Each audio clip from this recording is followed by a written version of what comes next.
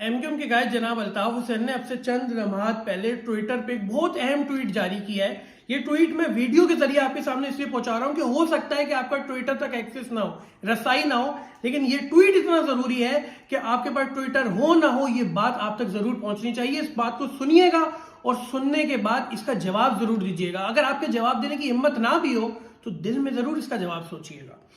जनाब अल्ताफ हुसैन लिखते हैं, 9 मई का अफसोसनाक वाकया और चंद सवालात। 9 मई के अफसोसनाक वाकये के बाद मुख्तलिफ शोबाए हाय जिंदगी से ताल्लुक रखने वाले अफराद की जानिब से मुख्तलिफ बयानिए सामने आ रहे हैं, जिनसे पैदा होने वाले सवालात में काराइन के सामने रख कर उन सवालात के जवाबात बसद अदब उनसे पूछने की जसारत कर रहा हूं।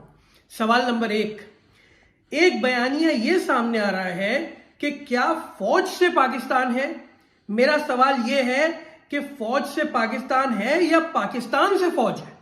सवाल नंबर 2, दूसरा बयानिया यह सामने आ रहा है कि कोर कमांडर लाहौर के घर या जिना हाउस पर हमला दूसरा 9/11 है।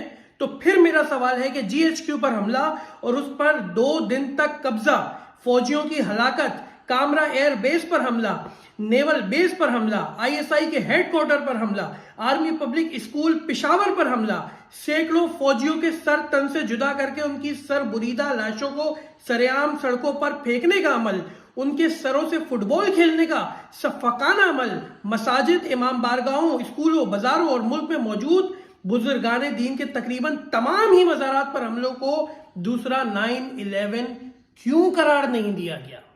सवाल नंबर 3, अगर 9 मई के अफसोसनाक वाकयात पाकिस्तान के आईन और कानून के मुताबिक गद्दारी के जुमरे में आते हैं, तो क्या उस अहाताए अदालत में जहां तहरीक इंसाफ के चेयरमैन इमरान खान अपनी पेशी के बाद कमरा अदालत में बैठे हुए थे, वहां रेंजर्स का अदालत पर हमला करने और कमरा अदालत से इमरान खान को गिरफ्तारी करने का अमल गैर आईनी और गैर कानूनी ना था? और क्या अदालत की तकद्दुस को बाबाल करने क्या वो अमल गद्दारी के जुमरे में नहीं आता?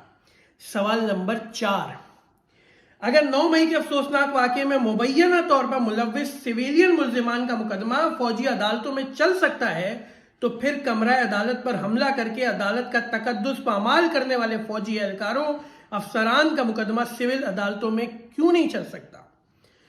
सवाल नंबर 5, क्या मुल्क में बार बार आइन तोड़कर मार्शल लॉ नाफिज करने वाले किसी एक भी फौजी जर्नल पर आज तक गद्दारी का मुकदमा चला, जबकि पाकिस्तान के आइन के आर्टिकल 6 में वाज़ेह लिखा है कि जो पाकिस्तान का आइन तोड़ेगा वो गद्दारी का मुर्तकिब करार पाएगा? तो फिर आज तक किसी भी आइन शिकन जर्नल के खिलाफ गद्दारी का मुकदमा क्यों नहीं चला? काराइन के जवाबात का तालिब आपका अल्ताफ हुसैन, लंदन, 19 जुलाई 2023।